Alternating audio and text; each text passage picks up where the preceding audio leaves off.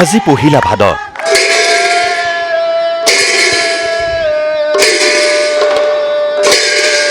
হৰিনামৰ ধ্বনিৰে মুখৰিত ৰাজ্যৰ সত্ৰ নামঘৰ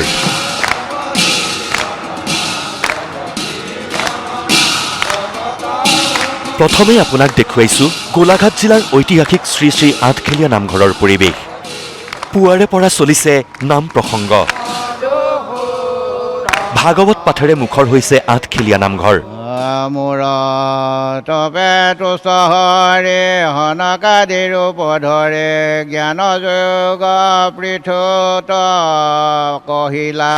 আহিছে ভকত বৈষ্ণৱ এগচি বন্তি জ্বলাই শৰণাপন্ন হৈছে নেদেখাজনৰ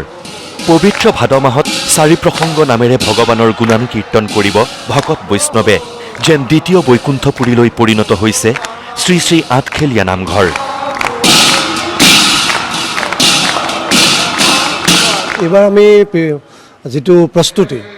আমি আজি এমাহমানৰ আগৰ পৰা কৰি আছোঁ প্ৰতি বছৰে সেউকি ভাদ মাহত বেছি হয় সেই অনুপাতে আমি সেই ধৰণে শাখা সমিতিখিনি বনাই দিছোঁ তেখেতলোকে নিজৰ নিজৰ কাম কৰিব আমি 90জনমান আমি স্বেচ্ছাসেৱক নিয়োগ কৰিছোঁ পুৱা 4:30 বজাত আপোনাৰ প্ৰথম প্ৰসংগ হ'ব 11 বজাত দ্বিতীয় প্ৰসংগ 2:30 বজাত তৃতীয় প্ৰসংগ আৰু সন্ধ্যা 6 বজাত সন্ধ্যা প্ৰসংগ হ'ব প্ৰসাদ বিতৰণ 7 বজাত সামৰিব ৰাতি যিটো সময় আছিল নিশা 10 বজালৈকে আছিল সমূহ সেৱকীক আমি জনাওঁ 7 বজাত নামঘৰ বন্ধ হ'ব প্ৰসাদ বিতৰণ বন্ধ হ'ব কিন্তু চৌহদ খোলা থাকিব চাকি বন্তি জ্বলাব পাৰিব 8 বজালৈকে 8 বজাত সম্পূৰ্ণ বন্ধ হ'ব পবিত্ৰ ভাদ মাহৰ পহিলা দিনটোত সত্ৰীয় সংস্কৃতিৰ প্ৰাণকেন্দ্ৰ সত্ৰভূমি মাজুলীৰ 3 শতাধিক নামঘৰ 20খনৰো অধিক সত্ৰত আৰম্ভ হৈছে ভাদমহীয়া নাম প্ৰসংগ পুৱা মহিলাৰ নামেৰে মুখৰিত হ'ল সত্ৰভূমি সমগ্ৰ ভাদ মাহজুৰি দিনে নিশাই গুৰুবন্দনাৰে মুখৰিত হৈ থাকিব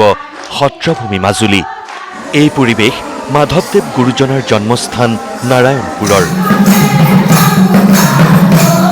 নাৰায়ণপুৰৰ শ্ৰী শ্ৰী ফুলনি থানত আৰম্ভ হ'ল ভাদমহীয়া নাম ভাদ মাহত নিয়মীয়া নাম প্ৰসংগৰ লগতে সমগ্ৰ থান মুখৰ হ'ব গোপিনীসকলৰ নামেৰে হৰিৰ গুণানুকীৰ্তন কৰি পবিত্ৰ ভাদ মাহত সকলোৱে সেৱা লৈছে ভগৱানৰ চৰণত ব্যুৰ' ৰিপৰ্ট নিউজ লাইভ